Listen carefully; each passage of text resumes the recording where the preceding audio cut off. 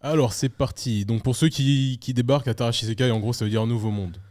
Et d'habitude, je propose des choses qui sortent un peu du thème du manga habituel, ce qu'on voit sur les autres lives, sur les vidéos YouTube, sur les réseaux. Mais là, je vais rester dans quelque chose qui est d'actualité un peu.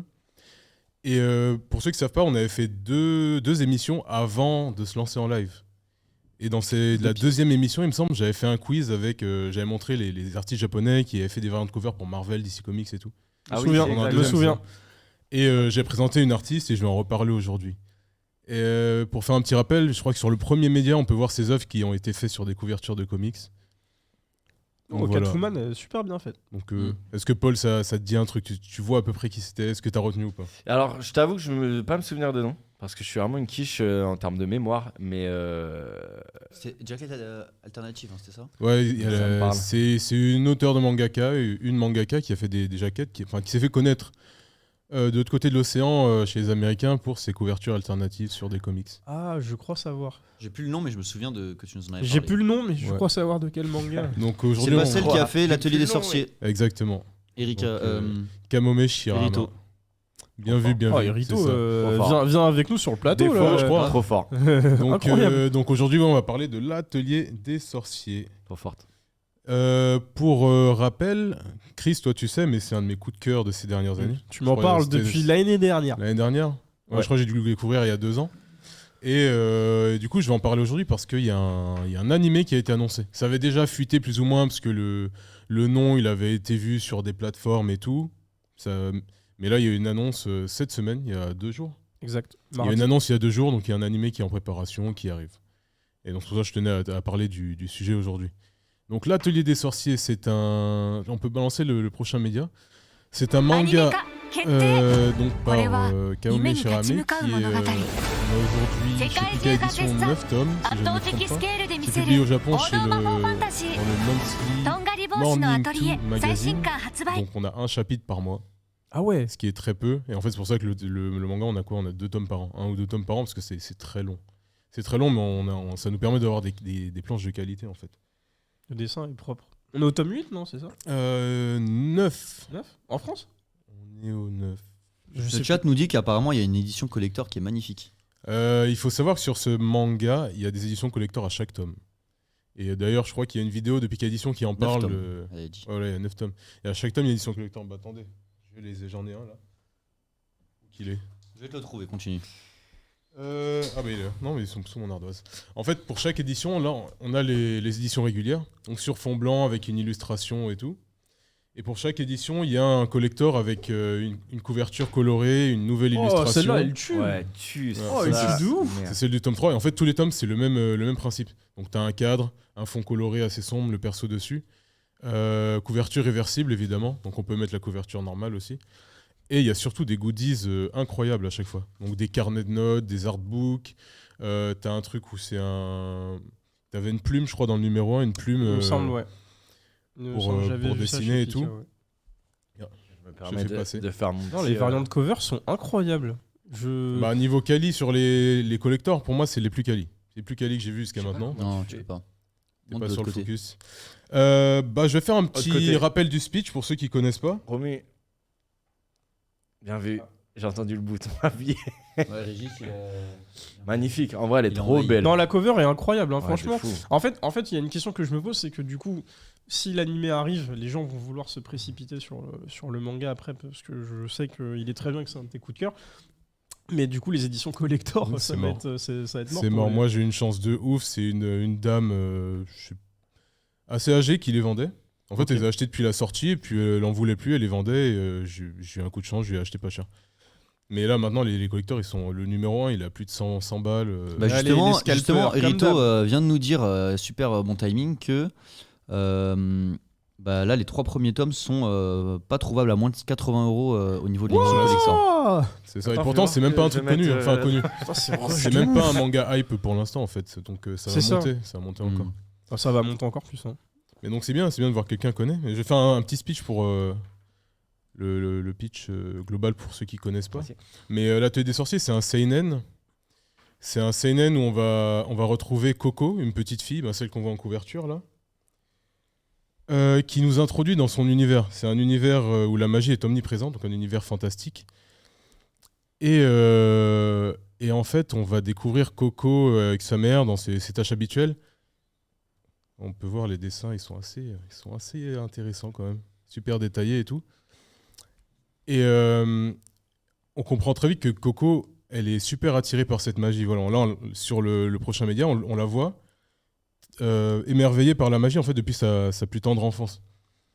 Et sauf que même si elle veut devenir magicienne, visiblement c'est pas possible. En fait, on nous explique dans le manga que en gros, si tu n'es pas sorcier, bah c'est impossible. Ah, c'est une T'as les sans-mêlée. humains, en fait, t'as les humains et t'as les sorciers, un peu à la Harry Ok. Potter. Ah. Et si tu n'es pas sorcier, tu peux pas l'être. En fait, on t'introduit le truc comme ça.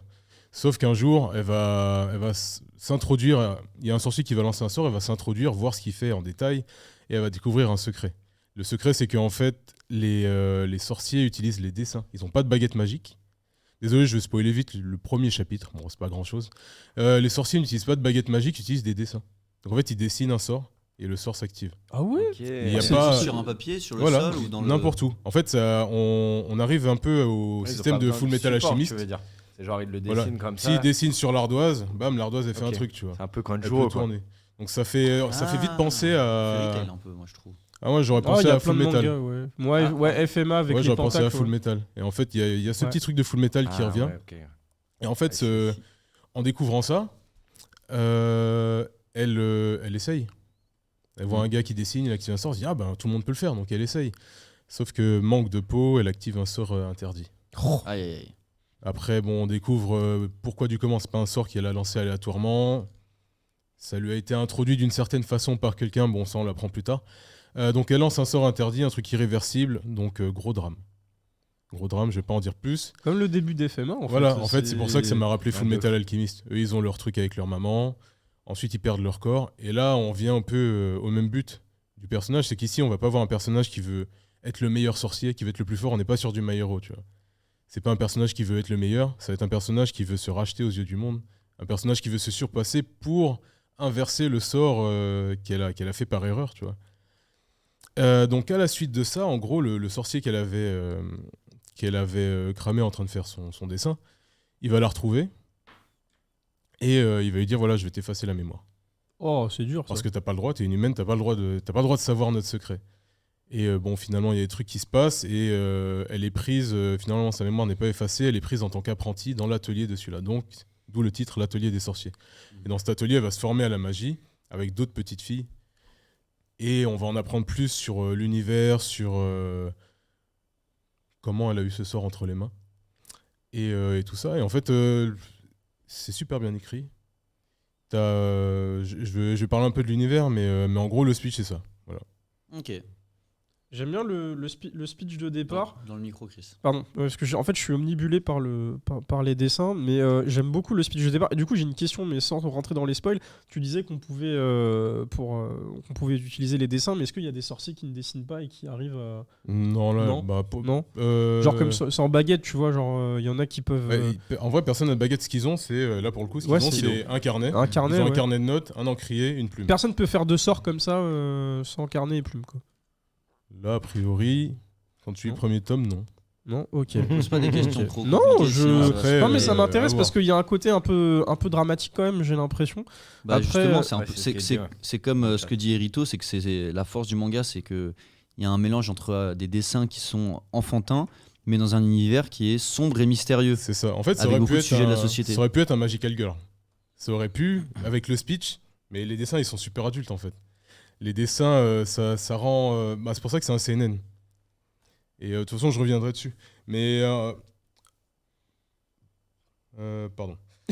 Mais en soi, oui, on a un schéma narratif assez basique. Donc, c'est un personnage qui sort pas du lot. On a vraiment le même truc Harry Potter un peu. C'est un personnage qui sort pas du lot. Il découvre qu'il a la possibilité de. Et au final, on va voir qu'il a des capacités qui vont avec lesquelles il pourra faire égal à égal avec des sorciers, tu vois. Hmm. Mais là où ça se différencie, c'est par la complexité de l'univers, justement, et la gestion globale et par l'ambiance du manga. En fait, si on regarde, il y a très peu de trames qui sont utilisées. Et parce qu'on a un truc un peu mélancolique et ça fait un peu conte de fées. Et c'est l'ambiance qui sort un peu le manga du lot, je trouve. Et j'ai une question. Non, merde, j'ai perdu le fil. Désolé. Ah oui, c'est bon, ça me revient. Est-ce que... Encore 1, 2, Merci. c'est bon, désolé. Est-ce que tu retrouves un peu, parce que là quand je vois le dessin comme ça, Ok. est-ce que tu retrouves, moi j'ai l'impression, parce que j'ai pas lu le manga, il y a un petit côté un peu berserk, non, dans l'univers des sorciers, bien évidemment. Attention à ce que je dis, parce que j'ai pas envie de me faire insulter dans le chat, mais enfin après je sais pas si par rapport à She-Hulk et par rapport à Coco, est-ce qu'il y a Non, pas tant. Je pense que t'as ce petit rapprochement parce que c'est une petite fille et tout. Mais ça m'a pas marqué. Non, ok. Parce que c'est j'ai l'impression, enfin au premier abord. Hein. Après, Perso, ça m'a pas marqué. Puis là, c'est vraiment une sorcellerie. C'est le centre de l'univers. Donc c'est beaucoup plus poussé. Par exemple, et en fait, t'as des remises en question un peu existentielles par rapport à ça. T'as des réflexions qu'on n'a pas sur d'autres fictions. Par exemple, t'as la comparaison, ou plutôt non, la différenciation entre la médecine et la magie. La magie pourrait servir de médecine. Mais non, il différencie les deux. T'as la Ok. médecine pour les humains. pour les humains, et puis tu as une notion de on peut pas utiliser ça pour aller à l'encontre de la nature, tu vois. On peut pas utiliser la magie pour n'importe Il y a quoi. une éthique. Voilà. Et en fait, la plupart du manga, elle se base sur l'étude de cette éthique-là. En fait, tu as une barrière. Pour chaque sort, tu vas avoir une barrière à pas dépasser. Du coup, qui est Mais- cassé, je pense. Ouais, à mais terme, tu vois. qu'est-ce que cette barrière, tu Ok, vois ouais. Dans quelle mesure, si quelqu'un va mourir, est-ce que tu peux passer la barrière ou pas Hmm. Tu vois, en fait, tu as cette réflexion qui rend le truc super profond. Et d'une certaine façon, ça introduit une espèce de noirceur dans l'utilisation de la magie. Donc, tu as la partie funny de la magie qui rend tout le monde heureux. Mais derrière, si tu pousses, bah, c'est que du négatif au final. C'est des trucs risqués. Donc, c'est du danger, forcément. C'est des sorts qui tuent, qui blessent, des sortilèges, des trucs négatifs. Donc, tu as vraiment une opposition avec là, les enfants de l'histoire et l'obscurité du récit. Ouais, ça a l'air un peu enfantin, mais avec un univers un peu glauque, C'est sombre. ça. Et c'est pour ça que c'est Ok. un seinen. Ah oui, et ça tu le découvres assez vite, hein. Je crois que dès le... Ok, parce que c'est vrai que la cover te fait pas penser ça au départ. Là, la cover. Bah là, du au tome premier 1, abord comme ça, là, si en on mode, monte ah la, ouais, si ça on va monte être la un cover, manga et- tout cute, quoi. effectivement, t'as l'impression que c'est très cute, mais en vrai, ça l'est pas. Après, ouais, là, quand je vois le personnage au dos, du coup, je suppose que c'est C'est le magicien qui la en récupère. question. Il y a un petit Qui côté, un peu. Kakashi. Non, pas Kakashi. Moi, le dessin, il me fait beaucoup penser à Clamp un petit peu. Il y a un petit Il côté y a, Clamp. je pense qu'il y a une petite inspi. Ouais, il y a une Parce que inspi, même ouais, dans, ça se voit, ouais. dans son récit, il y a une petite inspi Clamp. Pardon, C'est bien parce que je voulais faire le rapprochement, mais je me suis dit que c'était peut-être pas T'inquiète. la génération...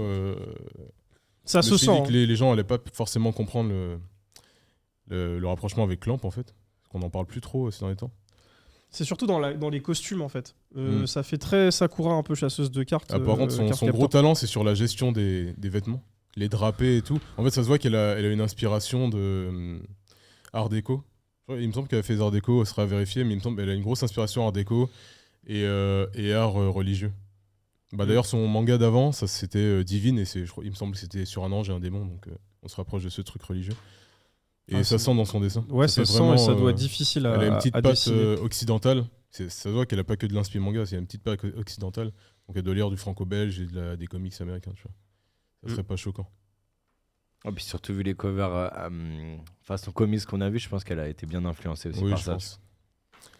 Et voilà, et petit truc aussi que j'ai remarqué là en refeuilletant le bouquin, c'est que en fait là on est sur un manga, donc une bande dessinée, où tout l'intérêt du manga, tout l'intérêt de l'univers repose sur les dessins. Donc en fait on a un espèce d'inception, de mise en abîme, où l'artiste, le personnage principal en fait il va commencer, il sait pas dessiner. Donc il va apprendre à faire des cercles droits, des lignes et tout. D'où la mise en abîme. En fait, t'apprends. En fait, c'est comme si t'apprenais le dessin avec le perso. Mais dans un manga. Donc t'as une espèce de truc à la Bakuman, tu vois, mais dans le monde des sorciers. Ça veut dire que si Kevin il serait dans le manga, genre au fil des tomes, il ferait des putains de dessins. Ou pas. En plus de 20 secondes. En plus de 20 secondes. J'attendais la peine. Ou pas. Je répondrais pas, ça serait méchant. Oh, tu peux, on est. Ah. Mais voilà, super intéressant. Et vu qu'il y a eu l'annonce qui a été faite, je vous conseille de lire le manga. Bah ouais, moi je vais attendre quand même l'animé. Bon, même s'il arrive pas tout de suite. Après, moi, l'animé me fait un peu peur parce que si tu regardes, c'est un univers qui repose vachement sur le dessin. si le dessin respecte pas les attentes, ça marchera pas, je pense. Ça me rappelle Berserk. Ils en ont parlé dans le chat. Il y a du monde comme Bah, ça me par rappelle exemple. Berserk parce que c'est vraiment. période forêt des fées. Exactement. En fait, Kamome, elle bosse vraiment sur les regards. Et si ça, juste, c'est pas respecté, en fait, t'auras pas le charme du manga. Ouais. Et pareil, par exemple, il n'y a pas de ligne de vitesse, de ligne de force. Enfin, de ligne de force. Oui, de c'est vrai. mouvement. Oui, j'ai vu. Il n'y a pas de trame, il n'y a pas de ligne de mouvement. En fait, t'as une sensation d'un peu de personnages qui volent un peu. Et ça amène une certaine sérénité dans le dessin. Ça fait très poétique, tu vois. Et en fait, ça, en animé, bah, je sais pas s'ils vont pouvoir le retranscrire. Ça me semble difficile en fait, parce qu'au vu des dessins, je vais remonter vite fait à la caméra pour que dans le chat vous voyez un petit peu. Je vais essayer de prendre un décor que j'ai vu tout à l'heure. Mais en vrai, c'est exactement comme pour Berserk. Ah bah merci. En fait, dans les mouvements Bien et effectivement dans les décors, en vrai, l'univers, pardon, excusez-moi, je perds mon souffle. En vrai, l'univers, il a sa propre identité et retranscrire ça en animé, ça va être compliqué parce que justement, tu n'auras pas ce charme que tu as dans le manga. Et c'était toute la complexité avec Berserk, d'où le cel shading et ces trucs en 3D qu'on a eu. Maintenant, je sais pas comment ce sera. Les premiers trailers qu'on a eu, c'était juste des planches du manga, donc à voir. Là, tu vois, on dirait que les personnages, ils sont en lévitation. Donc, en fait, elle dessine pas le mouvement, mais elle te le fait comprendre. Et c'est ça qui va être difficile à faire dans un truc animé, parce que dans un truc animé, tu es obligé de montrer le mouvement. Tu peux pas mettre une image fixe. Et donc tu perds ce petit charme quand même. Donc on verra. Exact. On verra, mais c'est pour ça que quand l'animé sortira, ou même avant, moi je vous invite à lire le manga pour trouver comparer. justement. Voilà, Combien de tomes 9 tomes. Là il y en a 9 pour l'instant, et la parution elle est assez lente, donc franchement c'est facile à rattraper. Et vraiment pour pouvoir faire cette comparaison et avoir le premier ressenti que papier, et non pas celui de l'animé. Ok. Voilà. C'est tout pour moi. Alright. Dans le chat, on nous dit que les studios qui pourraient bien réussir seraient Kyo Animation et 8 Studios, Ben, ou encore PA Work. oui, avec ce qu'ils ont fait sur Ranking of King. Ranking of King, Ouais. ils ont quelque chose dans leur sac. Voilà. Je pense qu'ils seraient capables d'apporter quelque chose que les autres pourraient pas apporter. Mais à voir, tu vois, ça reste très compliqué selon moi. Et on a Tsume94 qui nous dit aussi que le design des personnages lui fait penser à Black Clover. Un petit peu. Clover. C'est vrai. C'est vrai. Même dans le pas speech lu. de départ. Même dans le speech de départ, c'est Je l'ai- un je l'ai- peu du Black Clover. Je voulais pas le citer tout à l'heure, mais effectivement. T'es le seul à avoir lu, je crois. Ouais, mais aussi, je suis pas à jour. Ouais. Je suis pas à jour. Du coup, l'Atelier des Sorciers. Voilà, chez Pika Édition, 9 Euh, volumes. demandé Chez Pika. Il me semble que j'ai lu dans le chat qu'il y avait un spin-off qui était sorti chez Pika Ah aussi. oui, il y a la cuisine des sorciers Voilà. qui est sortie chez Pika récemment. J'ai pas eu le temps de m'y intéresser encore. Mais en gros, ça s'intéresse à son professeur de magie, entre guillemets, qu'on voit derrière. Ah oui. Voilà, vas-y. Et à son colocataire, on va dire, qui font de la cuisine. Parce qu'en fait, il faut savoir que cet univers, il est super complet, que ce soit au niveau du bestiaire, donc des animaux, des plantes, de l'univers en général. T'as des zones du monde qui vont avoir certaines... Ça rappelle un peu One Piece, par exemple, dans One Piece, quand des trucs style Skypea, quand ils vont être en lévitation sur des ballons, là, bah, t'as un peu ce truc-là dans le manga aussi. Ok. T'as vraiment des petites zones qui sont des univers à part entière. Et c'est ce qui rend le manga super complet. En plus du bestiaire. Ok, du coup, l'Atelier des Sorciers chez Pika Édition. À acheter et à lire parce que l'animé apparemment va sortir bientôt. Enfin, devrait sortir. Ouais, je pense Sûrement. l'année pro, prochaine, hein. ouais. Ouais, pas tout de Voilà, suite. donc n'hésitez pas, De toute façon, encore une fois. vu les grosses sorties de cette année, Ouais. faudrait pas que ça passe sous les radars à cause des autres grosses licences.